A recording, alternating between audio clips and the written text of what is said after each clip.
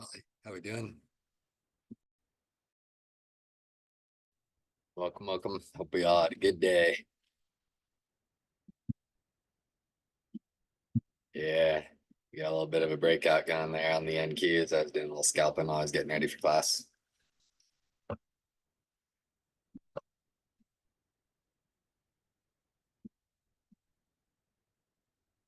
1K, how we doing?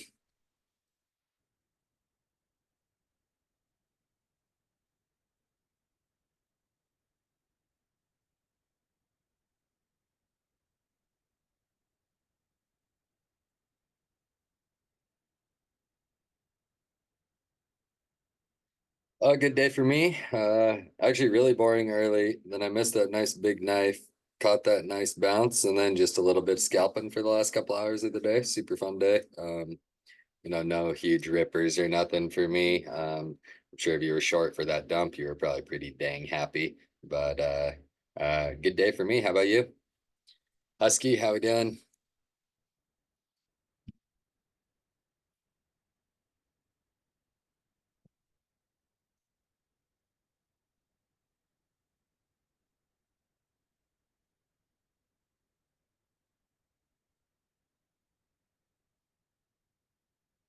Oh, we got the bro in the house.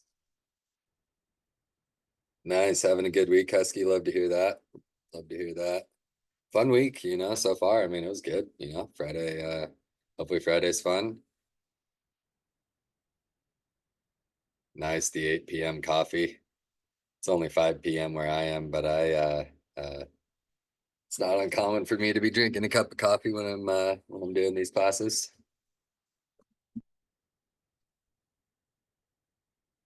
Not great, but not bad. It's the right attitude. Always got to come back tomorrow.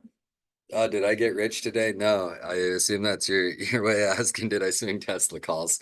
No, I sure wish I did that. I think like everybody else in the market. Oh, you're liking the 513 EMA? It's a sweet one, man. Can give you that little hint early of what's about to happen. If you're on Thinkorswim, let me know and I can send you the little indicator. I mean, it's nothing fancy, but it'll pop up an arrow when the cross happens. But more importantly, it'll give you a ding, like it'll give you a notification, which I think is that's pretty cool. It can be pretty helpful.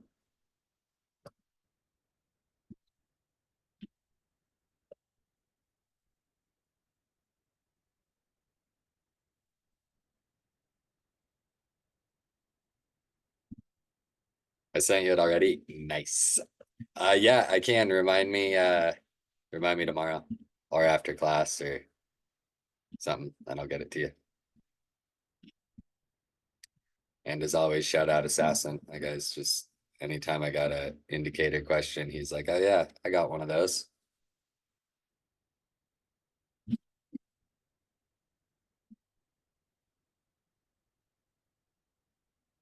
Yeah, perfect.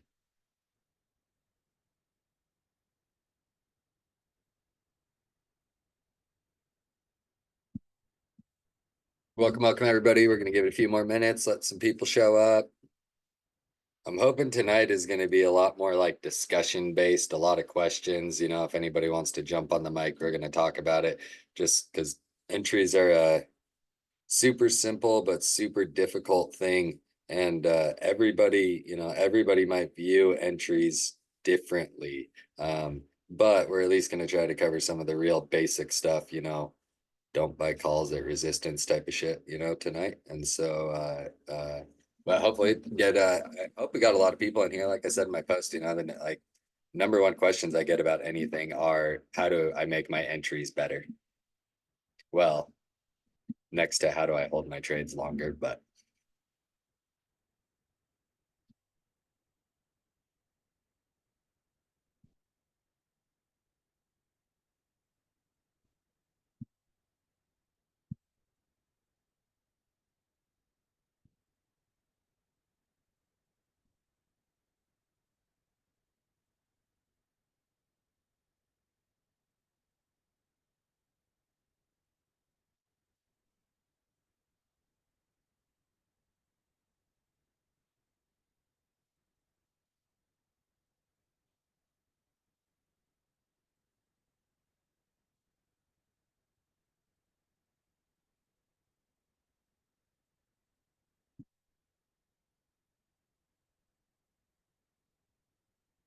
It's quite good there, huh?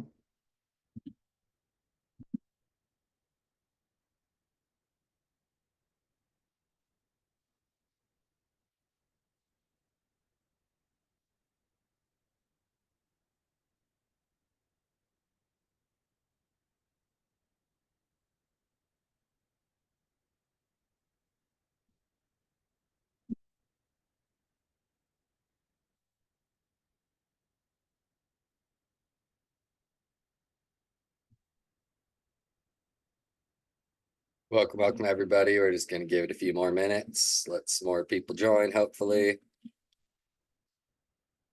Excited to talk entries tonight, and then somebody brought it up in voice chat today. I hope they hope they join in. Um, but I said it's kind of a hard one to talk about for a whole lecture, and I want to make sure that the time's always used well. And then somebody else DM'd me and reminded me that at the end of the like kind of when I was doing some more unique indicators lecture, Bollinger Bands, blah blah blah. Uh, we kind of got cut off there at the end on Bollinger Bands. So we're actually going to touch a little bit on Bollinger Bands again. There's something that I like to trade. I think they can be a pretty powerful tool for us. So we're actually going to talk about, how I use them throughout the day.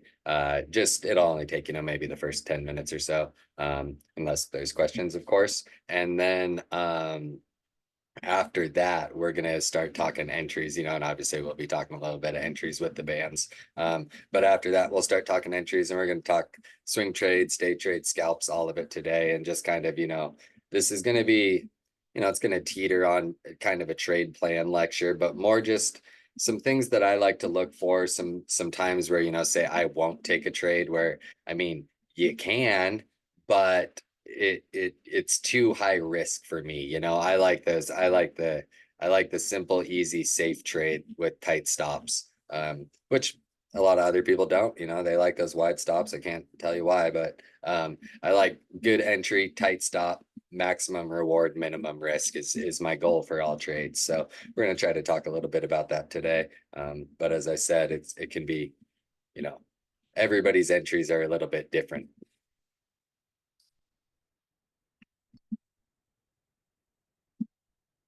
Nice first lecture in a minute. Happy to have you back. iPhone.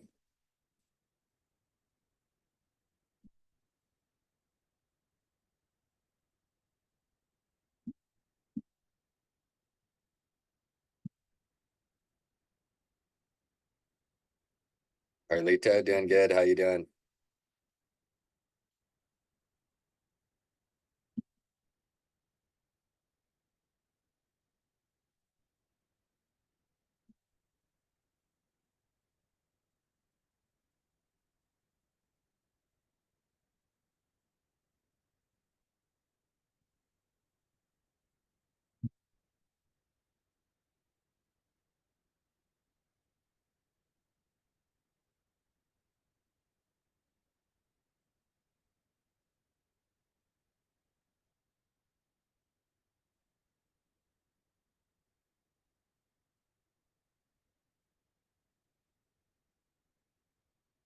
And they're just hammering the tech longs in the futures market right now. I wonder what's up with that. Welcome everybody. Got a couple of things to do and then uh, we'll go for it.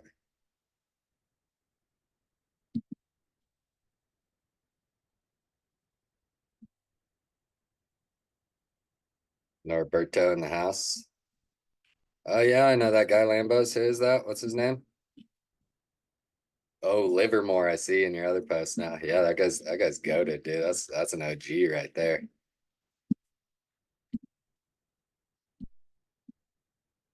Okay. Wow, that's so sad.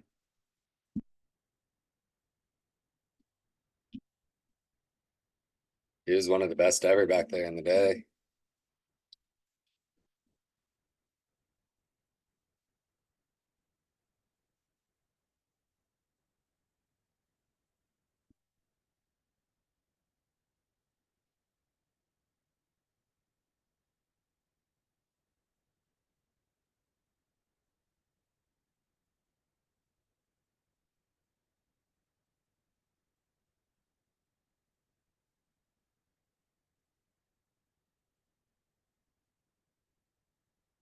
Nice. That's pretty cool. I bet that is a good book. That sounds like a cool one. Okay, welcome everybody. How we doing? Happy to have you here, Dirty River. I hope everybody had just an awesome day. I know I had a little bit of fun myself. Hope everybody was able to make a couple bucks from the market. And so tonight, as I was talking a little bit earlier, um, tonight we're gonna start with, somebody reminded me that at the end of, I was doing that unique crash. I was doing that unique indicator lecture here last week, maybe 2 weeks ago. I don't remember when. And we were talking about Bollinger Bands, and there's something that I really like to use, but that lecture is running a little bit long. So he said, hey, you kind of got cut off short on the end on Bollinger Bands, and he wanted to hear a little bit more about them. And I completely spaced out that I said I was going to do it in the following lecture. So we're going to cover that tonight. It's just going to be, maybe the first 10 minutes or so. And then after that, we are going to get into more discussing, some entries, exits, take profits, but a big focus on entries. To me, the entry is the most crucial part of really any trade. How I always describe it to people is if you have a good entry, you can turn a good trade into a great trade. And if you have a good entry, you can keep a bad trade not so bad, because the better the entry, then generally speaking, the tighter the stop.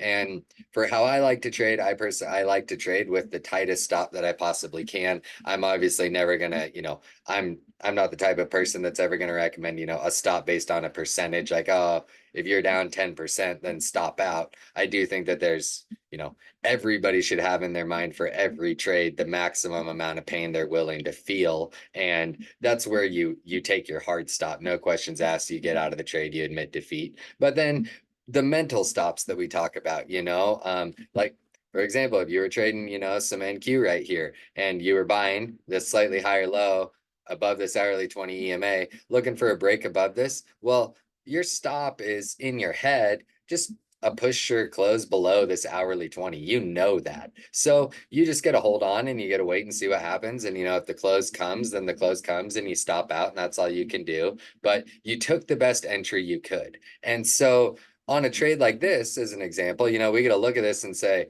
well, why don't you buy the trend break? And you can for sure, buy that trend break. You can buy that trend break, but your stop, in my opinion, needs to be about the same. It needs to be down here below this hourly 20, at least in my opinion. That's where I would likely have my stop. And so if that's where I'm placing my stop, if I enter up here, well, now my stop is, 15 points wide or whatever it is. If I'm entering down here, my stop is 3 points wide. So I've instantly dramatically reduced my risk on the trade. And so tonight, that's what we're going to be talking about, is just kind of ideas like that, things that I look for. How do I plan my entries for not only day trades, but swing trades and scalps as well?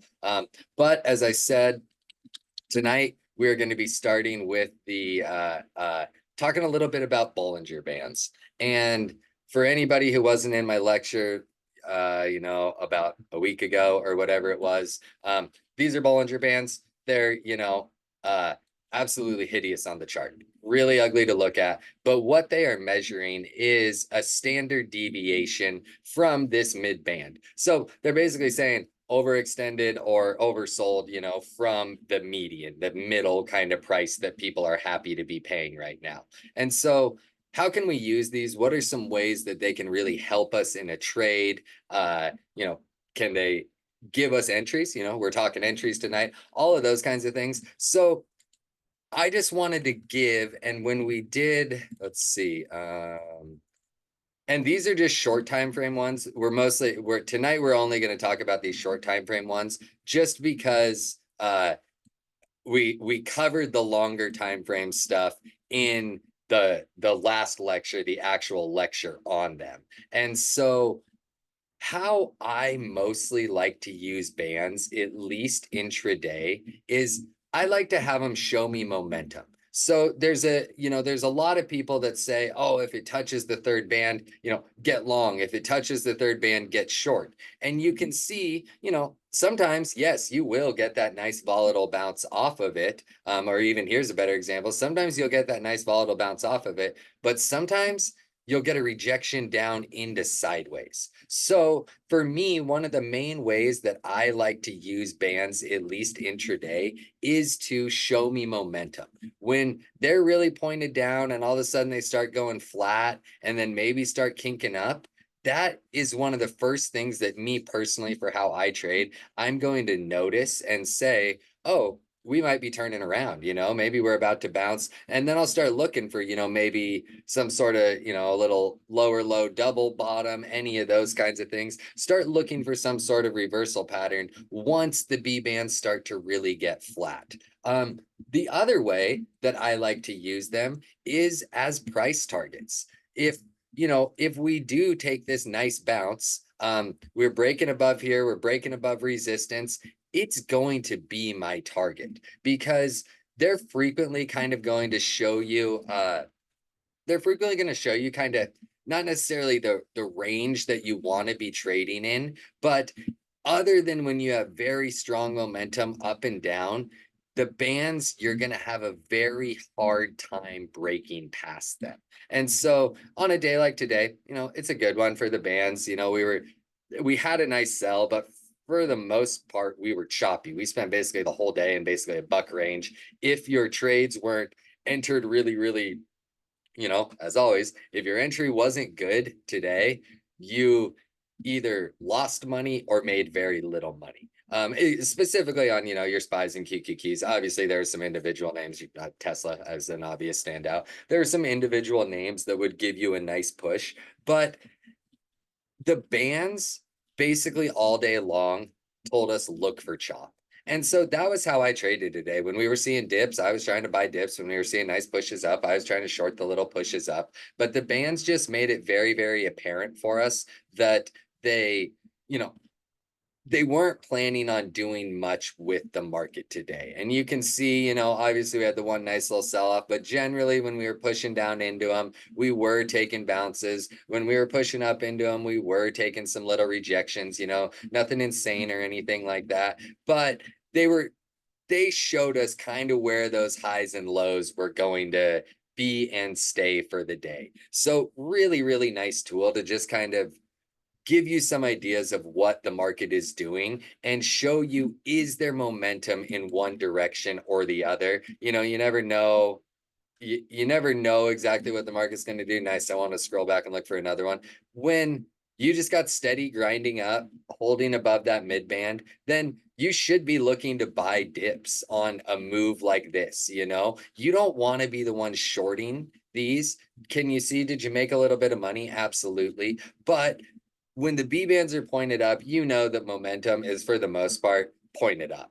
And so that's my favorite way to use them, is kind of as a whole market analyzer, which we're going to get a little more into that with entries today, because that was the discussion in voice chat today, where somebody said, can you do a lecture on how you actually look for trades and look for entries? And it's a hard lecture because it's kind of different. Every trade might meet some parameters and won't meet others. It's very, very rare that all of the requirements you have of a trade line up in one single trade. And so that's what we're going to talk tonight. But I just kind of want to show you on Bollinger Bands, because he asked me, on these shorter time frames, how am I really using them? And this is how I'm using them, is to identify places we're likely going to stop, whether it's going up or down, or use them to identify momentum. And that's really one of the best things that they provide, is showing you which way the momentum in the market is going. And obviously, a downtrend day is a downtrend day, and you can spot it many, many other ways, but they're just really, really great for a no questions asked. Hey, if the bands are pointed up, the momentum is up. If the bands are pointed down, the momentum is down. And so I love cut and dry things like that.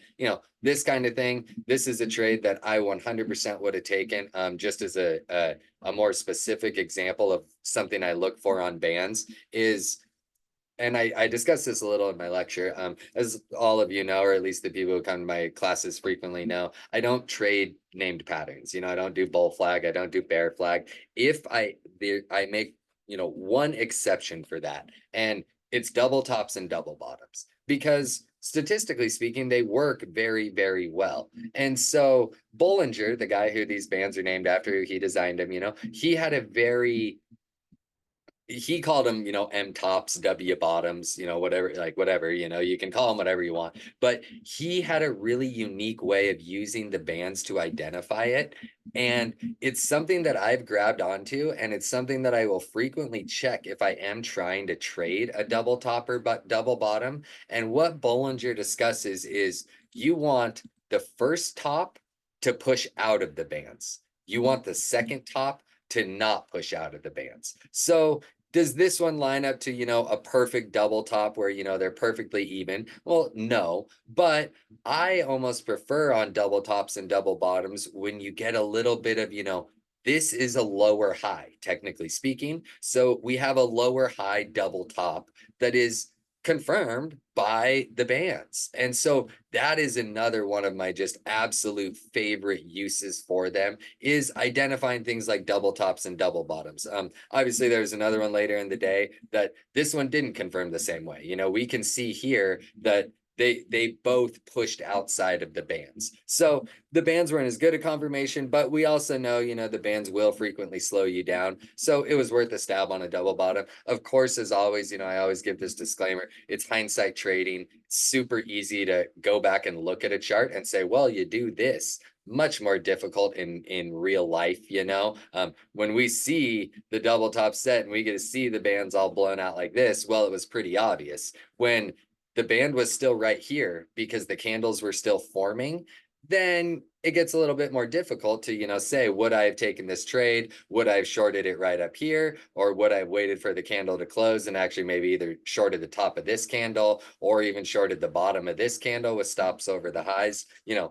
All very, very different things. But so with that, any questions on Bollinger Bands? As I said, I just like to, give a little bit of an example on them. Let's see. Oh, there you go. You hit those NVIDIAs again, Raphael. Love to hear it. Norberto, scalp on QQQ. Yeah, a little tricky to trade today for sure. And like I said, if your entries weren't on, you were off, unfortunately. Oh yeah, Raphael. So that's something, that is something that I always preach, and you'll probably hear me say a few times a night.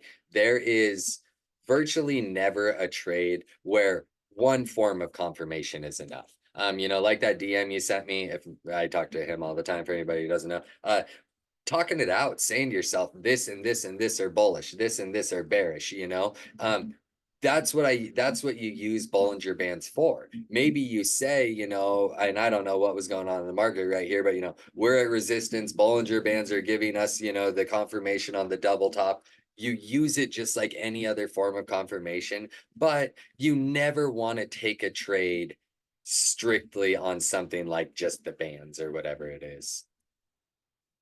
Are they similar to Keltner channels? Wow. I didn't even know anybody knew what Keltner channels were. They are different math, different math, and actually they take a bit more volatility into account. But yeah, Keltner channel is another great tool, old school. The old timers, they absolutely love their Keltner channels, that's for sure. Those were a very, very popular tool for a very long time in the stock market. Good on you for knowing about them. Oh yeah, I mean, so that's like that's an interesting, that's an interesting thing you said there, Six, is I've talked about it before in voice chat, and I'm sure that Flips, whether he realizes it or not, kind of feels the same. When I'm in voice chat, it's relatively easy to be well, I don't want to say easy, but you tend to be on target because you're talking out what you see. And maybe you don't actually have to talk to yourself. Maybe it's just thoughts in your head or whatever, but you're saying, I see this and this and this and this. So that is my reasons for getting in this trade. And when you're in voice chat, you have to say that. And sometimes, I mean, I've caught myself, I'm sure Flips has caught himself where, you say the things out loud and then you're actually like, oh, wait, I'm not going to take that trade now that I kind of, now that I said my trade plan out loud and it's actually horrible, maybe I'm not going to take that trade. So voice chat's actually awesome, at least for me. I don't mind being in there and talking through exactly what I see. Um, okay, and so with that, let's see. How do you avoid trading during chop like today? Well, one of two things. So first, the market spends most of its life in chop. I think it's around 60% of days are chop days, and 40% of days are trend days, 30% of days are trend days, and the last little bit are kind of a mixture of both. So as far as avoiding a day like today, I would actually recommend personally that you learn how to trade days like today, because if you plan on being in the market for a while, you need to get used to days like this, because there will be a lot of them. The market spends a lot of time in a range, and so the issue with days like today is, for if you're, and this is a good lead into the lecture tonight, if you're a person that finds yourself entering early a lot, maybe you're seeing a lot of red on your contracts, or you deal with FOMO or whatever it is, and you feel like you need to rush into a trade, days like this will kill you, because entry is everything.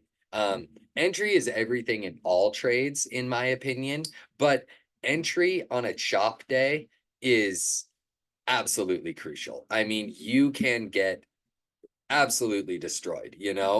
Just for example, this kind of later day stuff. Anybody who is buying calls for a bounce around this, 579 area, maybe they made a couple bucks, but they more than likely lost money.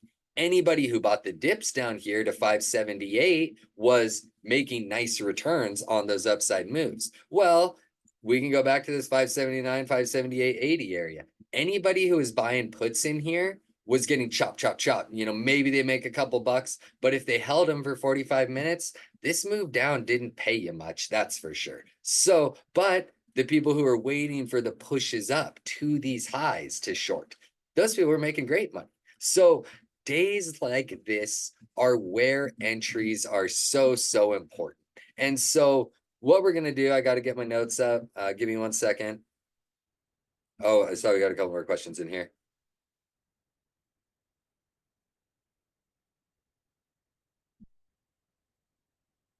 Well, so Norvin, I mean, it's all just support and resistance. Everything always comes back to support and resistance. And I'm going to show you guys how I look for trades, look for scalps. We're going to apply it mostly to SPY tonight, because that's what people ask me questions about.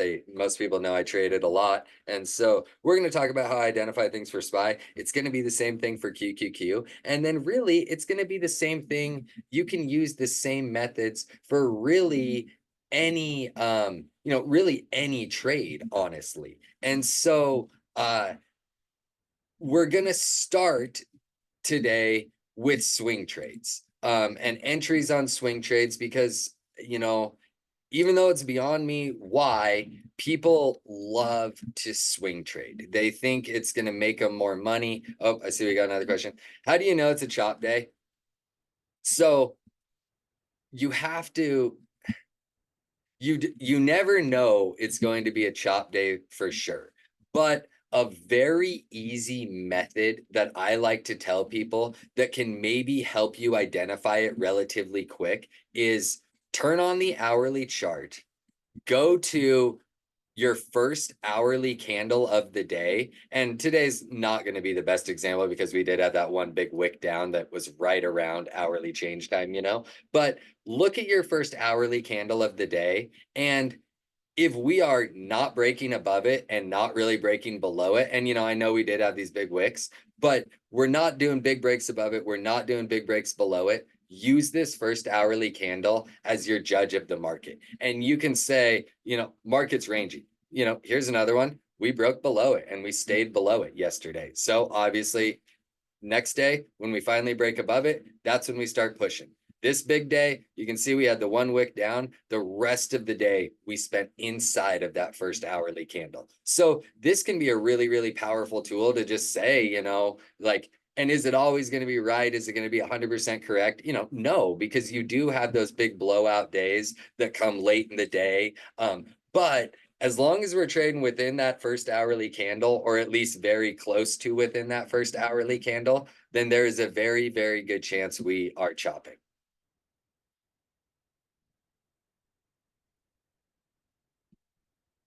Well, I mean, you can't say that, Narvin. Don't get me wrong. I mean, sure, Tesla absolutely flew today while SPY sold, but you also need to remember that on at least SPY, we took a multi-dollar gap up. So it moved a lot because of Tesla. And then, don't get me wrong, it ultimately sold even below that yesterday close. But it moved a lot from Tesla. You can't really view it as not moving. Okay, so we're going to talk about swing trades. Things that I like to look for as far as a swing trade, and then as far as my entries, and how do I, what are the things that I look for that actually might make me want to get involved in a trade, a swing trade? And so we're going to talk about one. It's a stock I've been talking about a lot with people lately, just because it's been trading really well. And after trading horribly for many years, and it's Micron. And so Micron is an interesting one. Can't tell you why. It's been putting up multiple percent days every single day for weeks now. Obviously, if we look at a slightly longer time or slightly more days, obviously put in a really big run upside. This is where we were trading it before, to put in a really big run upside, and then has now kind of pulled back to some of those lower levels. And so Micron was a trade that I was getting interested in. It was actually one, I mentioned it. I think I mentioned it in both OOT and I mentioned it in Pro. And so what was I looking at on Micron? What was it that got me interested in Micron? And so what I saw and what I was looking for was, again, we have this nice simple chart here. We'll pull up some SMAs. So what did I see and what was I looking for when I took this Micron entry? So obviously, as we're looking at Micron, big push up. I was trading it a lot right around this 100, and this was giant gap up from earnings, that they sold most of it back down to that big round, 100 number, where you would assume you would start to find some support. Well, then we pushed above the 200 SMA and we're looking like we were going to hold a bit above it, and then ultimately started selling. And so, as you guys all know, I love the 200 SMA. And if we are trading anywhere around these major SMAs, then there's a very good chance that I want to be involved in a trade because I'll expect some volatility. Whether it's a break above or a break below, I don't care. Well, with Micron, even with the pullback, nice push up, we're getting another pullback. We're still setting higher highs, or higher highs and higher lows. That's something that I always like to look for. What's the trend? And the trend is up on this thing. So I am still in dip buy mode. So I pull up my charts and I start looking at my charts, and I know, this 107 level was crucial. 104.85 was a crucial level. So yesterday I was talking to my buddy and I got in this trade. And he was in the trade. He's in a different trade, or different strike, similar trade as me. But he was saying, I'm in this trade. He entered at the 107, fine entry. A little bit ended up being early, unfortunately, but it's a swing trade. So a big part of swing trading is buying time to let the trade work. And so when I was talking to him, I said, okay, yeah, hey, that's actually a trade that I am interested in. And so at the time, we had this daily 20 SMA sitting at the 105.50 area. And so I know my plan. I want to enter around that daily 20 SMA, and I want to stop out on a daily close below 104.85. That's my level. I know that's a big level. My personal feelings on it are, even though we're closing below the SMA, I consider that strong support. So my personal feelings on this are, if we break below there, then we're likely going to go down to this 102 area. And so my stop out, and this is a swing trade, I bought mid-November contracts, end of November contracts, for this trade. This is a swing trade. My stop out is a daily close under that level. I don't care that I have a month's time. I don't care about any of that stuff. I care about the technical breakdown that I am concerned with. So when I'm looking at this trade, I know Micron's strong. I know, the chip sector is strong. Obviously, Nvidia has been finding lots of buyers, things like that.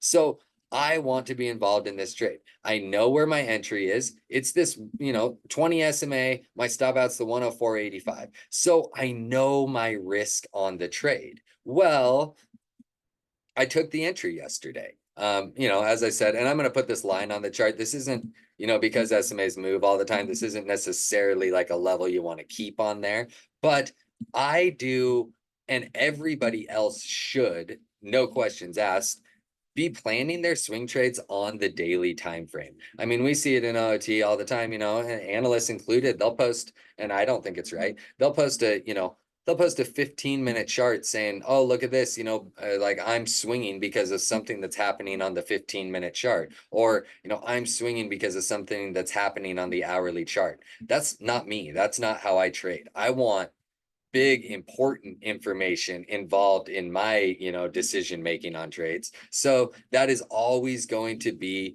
on the daily time frame. And the issue with this is, and everybody always, people, oh, they love their swing trades because, oh, maybe they can make more money, or I don't have to worry about them, or blah blah blah. I mean, sure, but I will tell you right now that if you aren't worried about them and you aren't thinking about them, then you are ignoring the very, very simple fact that swing trades 100% without a doubt carry substantially more risk than a day trade or a scalp.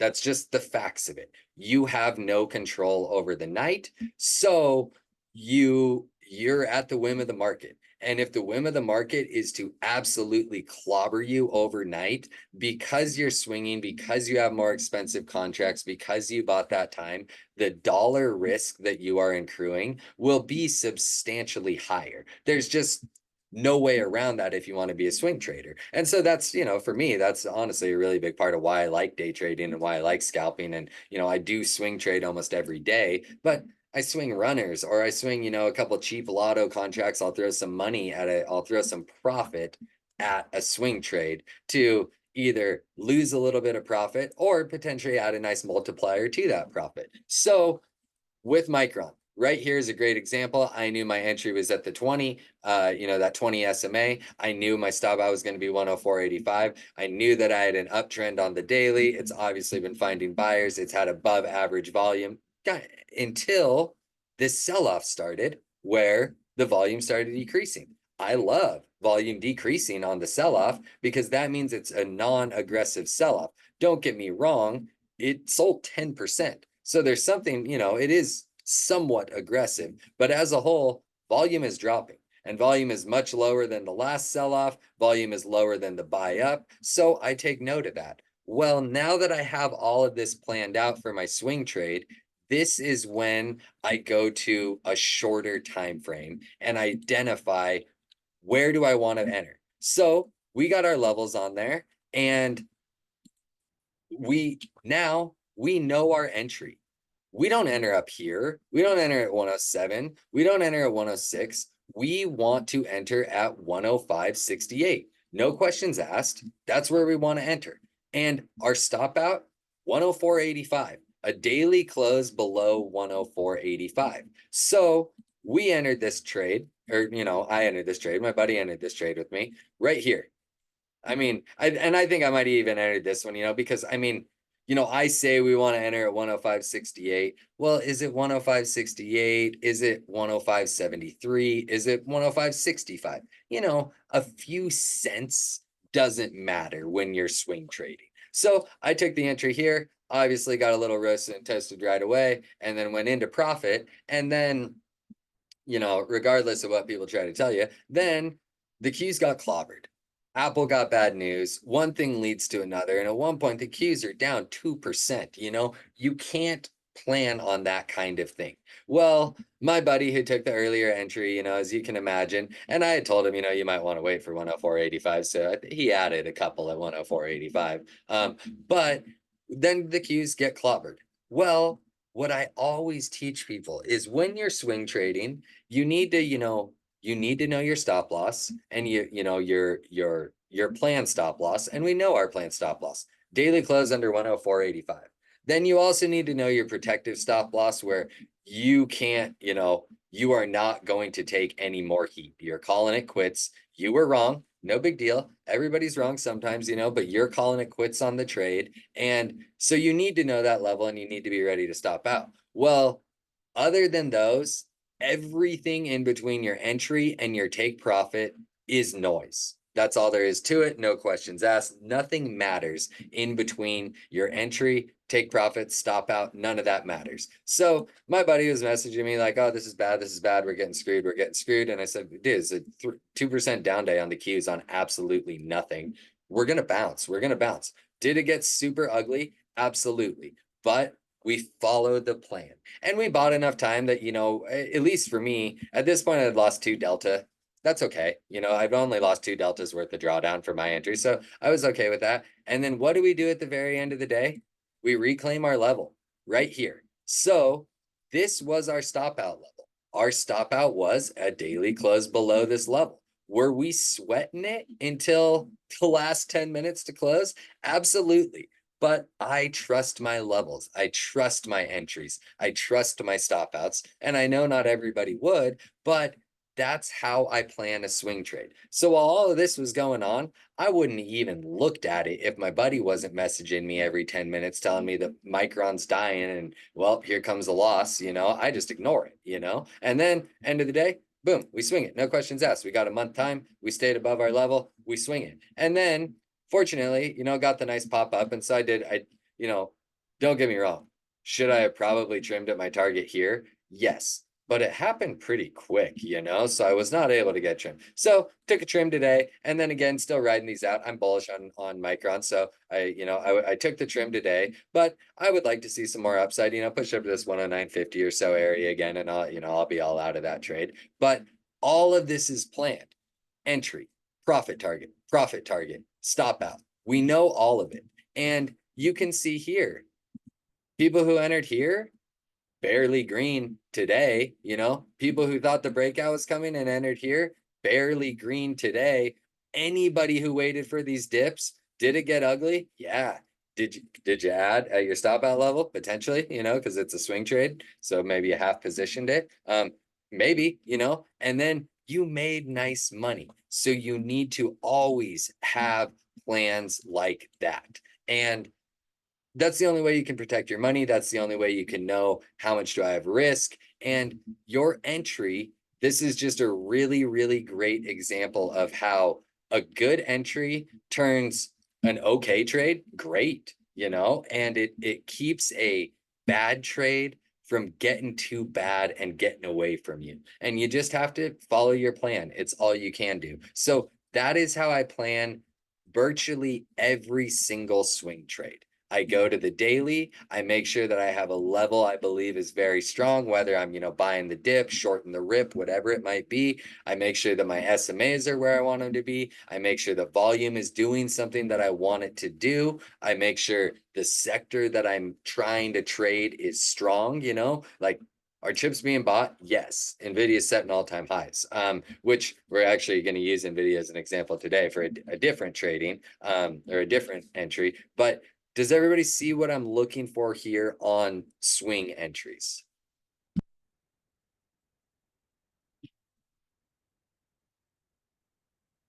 I just want to see what Norman's talking about. Yeah, kind of, sort of.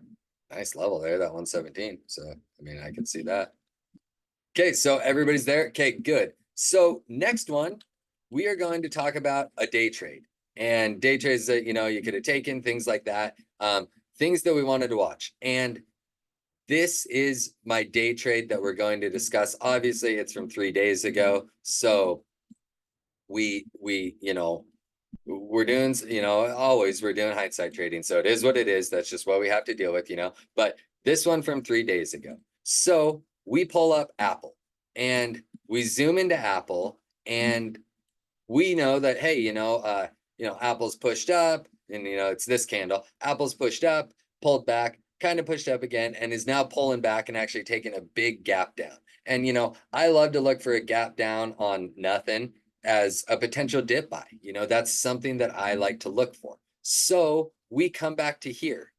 This is kind of previous old tops, old little gap, almost the top here, top here, top here. We can look at this little 230, 234 range all the way up to 233.14 range and very, very quickly figure out that this is where we want to be involved in a trade. And we don't need the data over here. All of this data comes from the past. So we can come into this 3 days ago and say, you know, maybe I want to yep, Mr. AMD, we see it. And so maybe I want to you know, be involved in an Apple trade. And I know I'm only day trading it. I'm not looking to swing it, you know, that you always have to take big picture into account.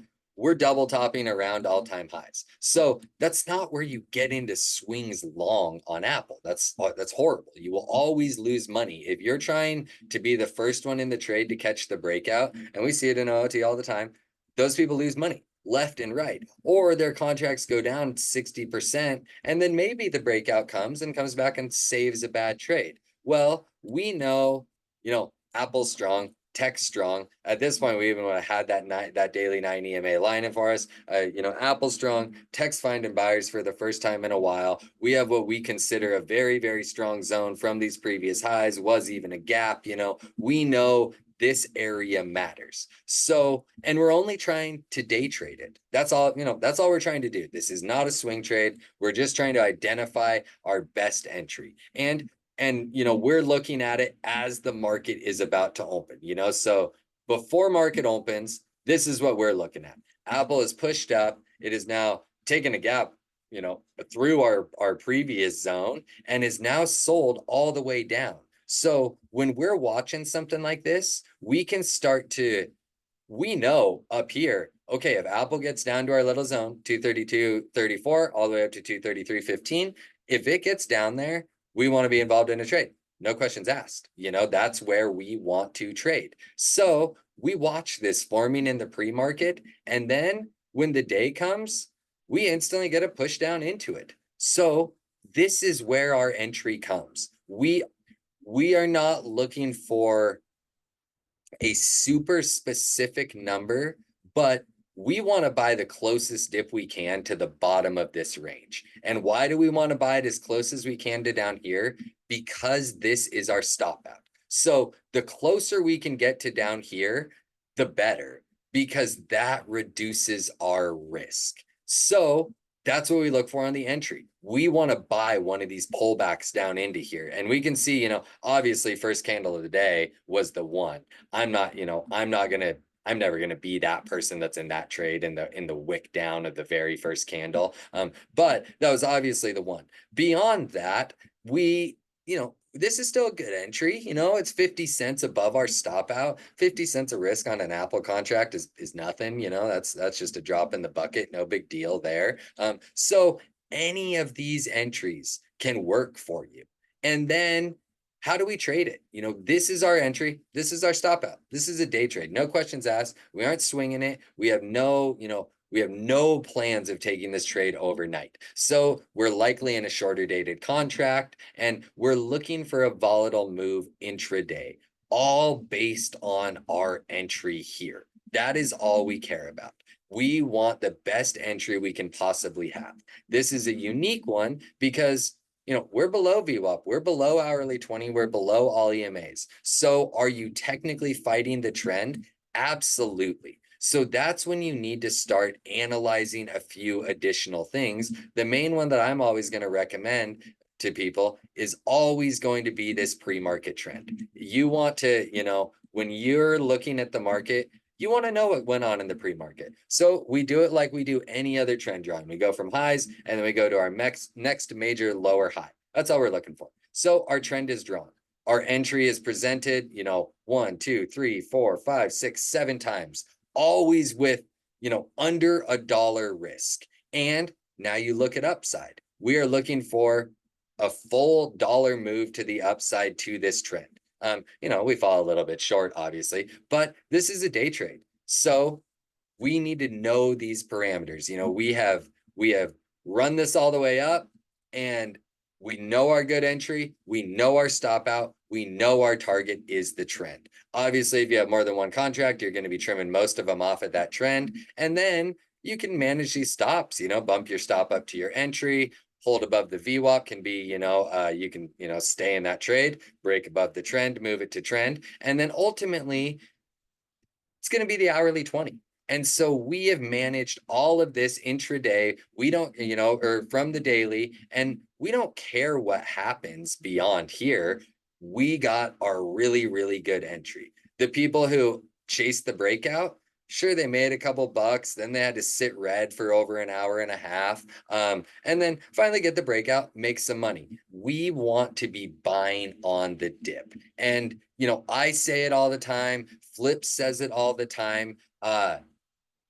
You don't buy calls on the tops of big green candles. You don't buy puts on the bottoms of big red candles. You always want to wait for some form of retrace, because if you don't, then you run into that exact problem of your entry is bad and you're going to make less money than the people who waited for the good entry. And so I know that it always feels weird, and we all tell you to trade with the trend of the market, but you want to buy calls on dips and you want to buy puts on rips. I'm not telling you to buy calls on the bottom of every red candle, obviously, but when we have this, we could have had this all planned out from the day before. Okay, if we dip down to this 232 zone, that's where I'm getting in a trade. And that's what we get. Your 230, 230, 233 zone. That's what we get. That is where we enter the trade. So as you can see, you kind of plan it with a similar way to the swing trades, but with with a shorter time frame view. So you're using a much tighter stop. Typically, you're trading a shorter expiration contract. You're definitely going right at the money, but it always comes down to knowing that entry before the trade comes. So does everybody get that on the day trades? Again, pretty, basically the same thing as swing trades, but just shorter view.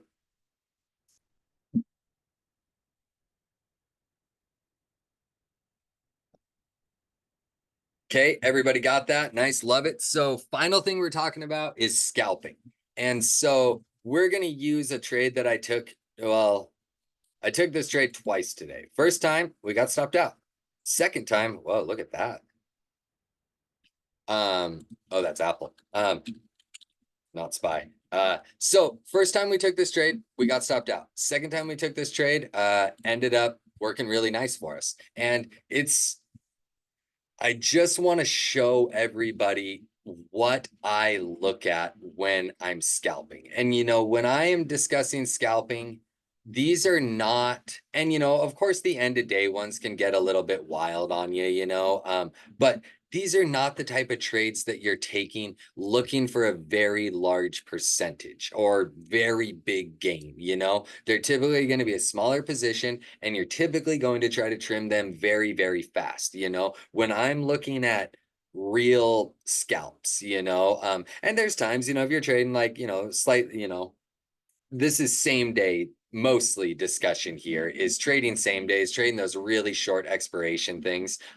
So what I always do is, everybody knows the indicators I use. Blue lines are opening range, green boxes, also the opening range, 9, 20, 50 EMA, the blue, orange, yellow, and then purple line is VWAP.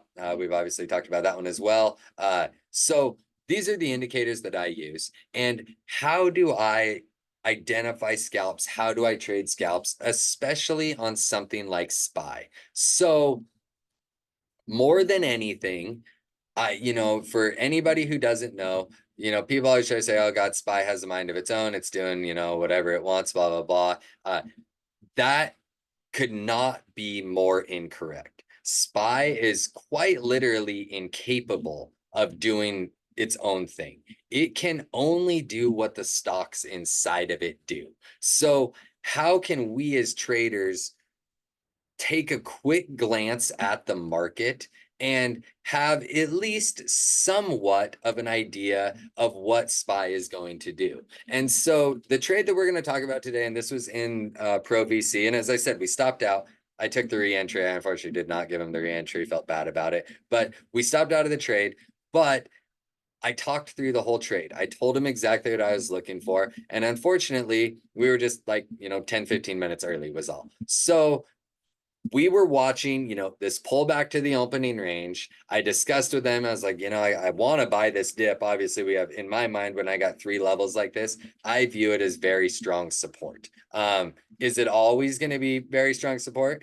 I mean, no, not necessarily, but hopefully, if you trust your levels, they're going to work for you. So I'm looking at this. We don't buy this push up, but I want to be involved in the trade. I'm, bullish for a bounce. I even mentioned it in there, hey, maybe I'm just biased, but I think they're going to bounce this. I think they want to, give tech a little bit more into close. So we start looking for a pullback.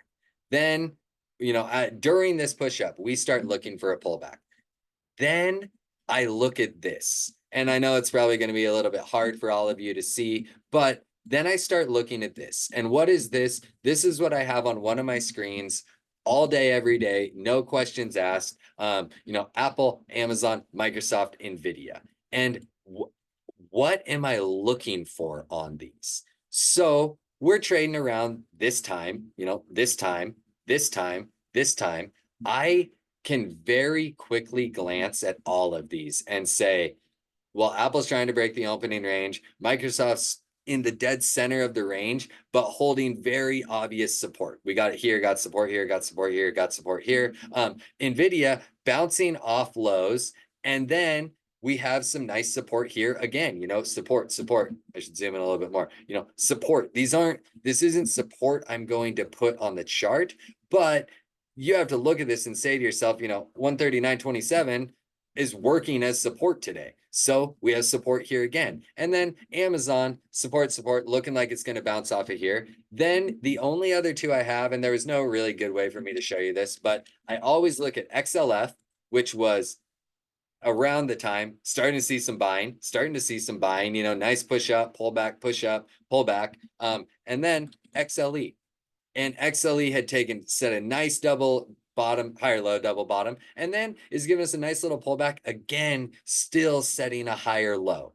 Well, now that we have looked at Apple, Amazon, Microsoft, Nvidia, XLF, and XLE, we've looked at like 40 or 50% of SPY.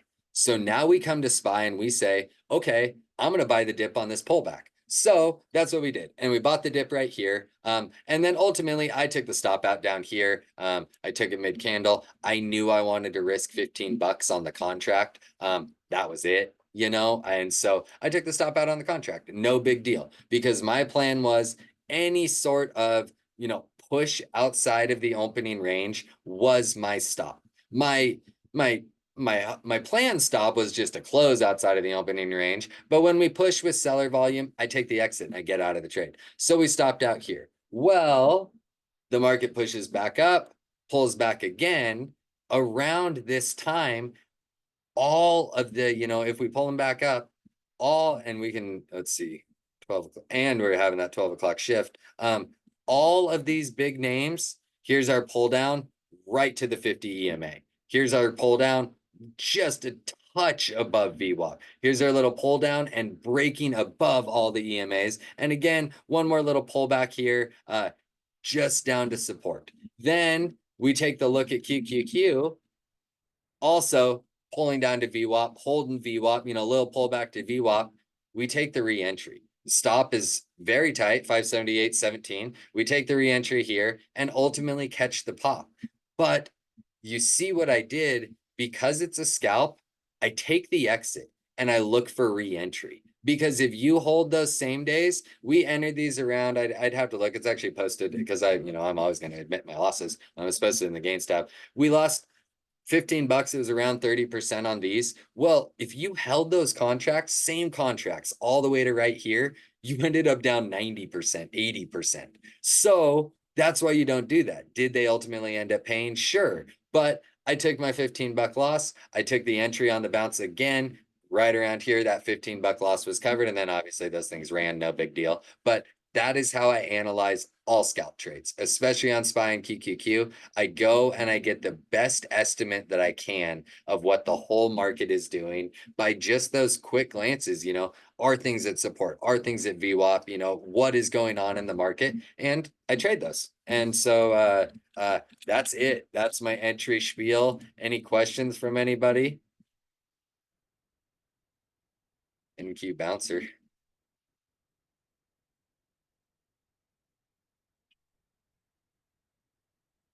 No questions, no concerns there. I felt like I went a little bit fast on the scalp stuff, but hopefully everybody got it as far as just, look at everything the market has to offer you and you'll figure it out. Question? Yep, what's up? What do we got? Yeah, Lambos, and it's a bull market, so probably buy the dip. What percent of SPY were the 5 stocks? Well, between Apple, Amazon, Microsoft, and Nvidia, I'm gonna say ballpark, that's 25%. I'd say that's about 25 to 30% of SPY. And then, you got Google, you got Berkshire Hathaway B, you got those in there. Then you throw on XLF, which is the financials of SPY, which is going to be another 10 to 10%. You throw energy on there, you're going to get another 10 or 15%. So by then, you are very, very easily over 50% of the SPY holdings. So just by glancing at those 6 things, you can have you obviously aren't going to know exactly what it's going to do, but you can have a pretty dang good idea of what direction SPY wants to go.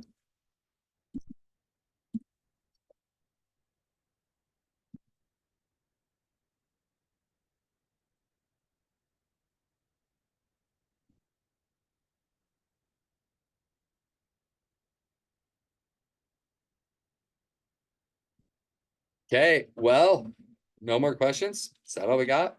We got a couple more minutes. I'm sure Narvin's, if he's still in here, he's probably about to start throwing out some random stocks he wants me to look at. ADD tick. We did those Lambos. I got the whole lecture on those already recorded.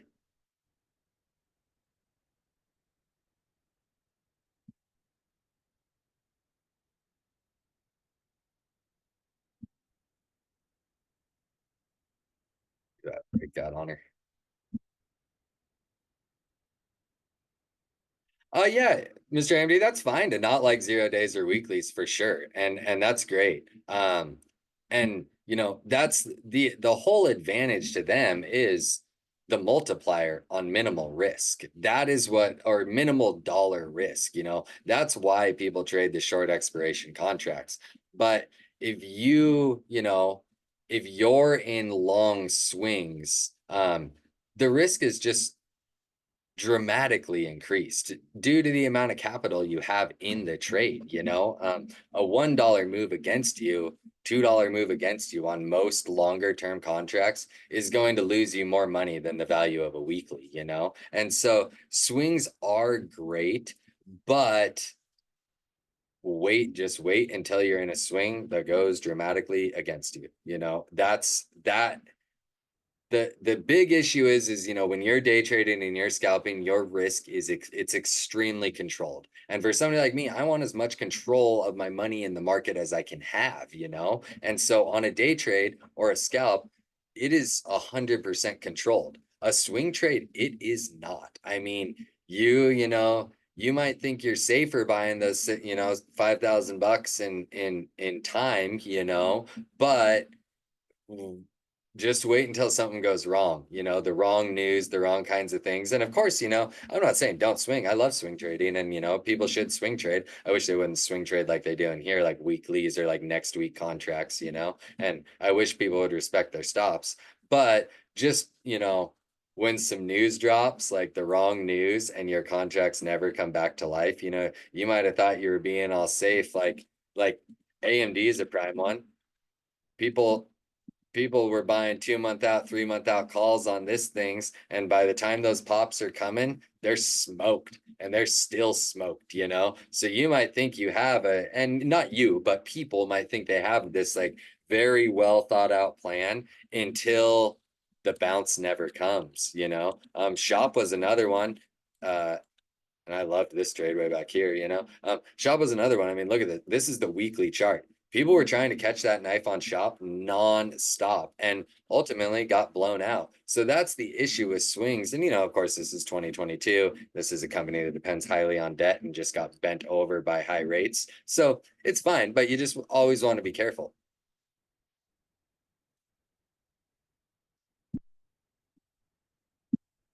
So for day trades, I'm really focused on my enters around those big, you know, those big whole numbers. Like if I'm day trading, I only want to be involved if I'm around a daily price.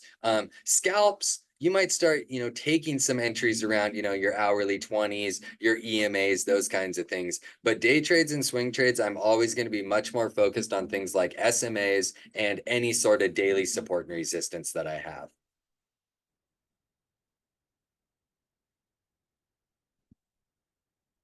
I'd let PLTR get this next earnings out of the way before you start trying to dive into that thing. I might also just be jaded because I had a real nice entry on some 40 calls that I didn't capitalize on so good.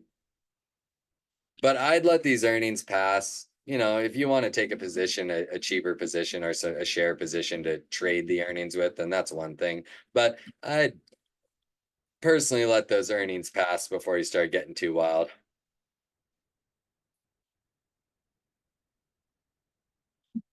Yeah, six. I mean, you're right, but the issue that that is at least as long as you are not um as long as you are not being a degen with your holdings and your day trading and your scalping, there is 100% no questions asked. The multiplier is bigger and the dollar risk is less. You know, don't get me wrong. If you're doing things wrong, then you're going to get destroyed. And that's just part of it, you know, but, there is always more risk going on in a swing trade, like substantially more.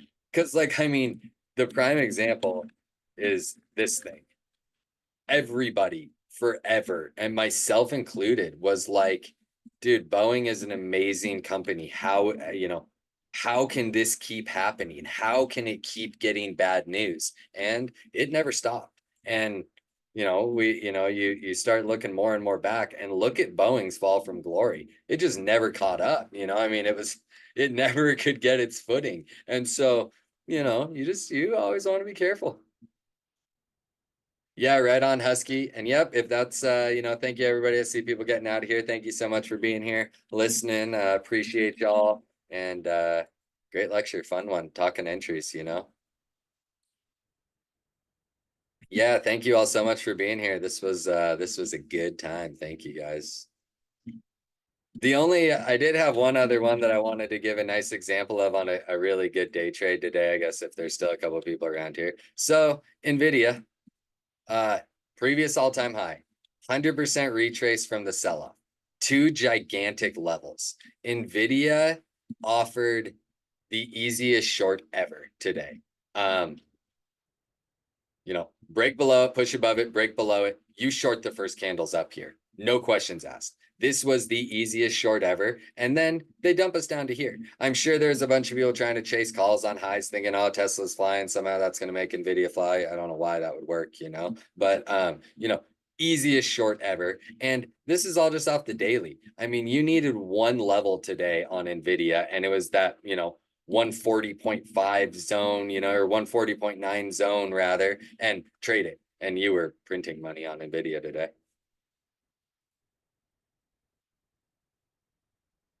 Yep. Okay, if that's going to do it, thank you all so much. I really appreciate y'all for being here, and everybody have a great rest of your night.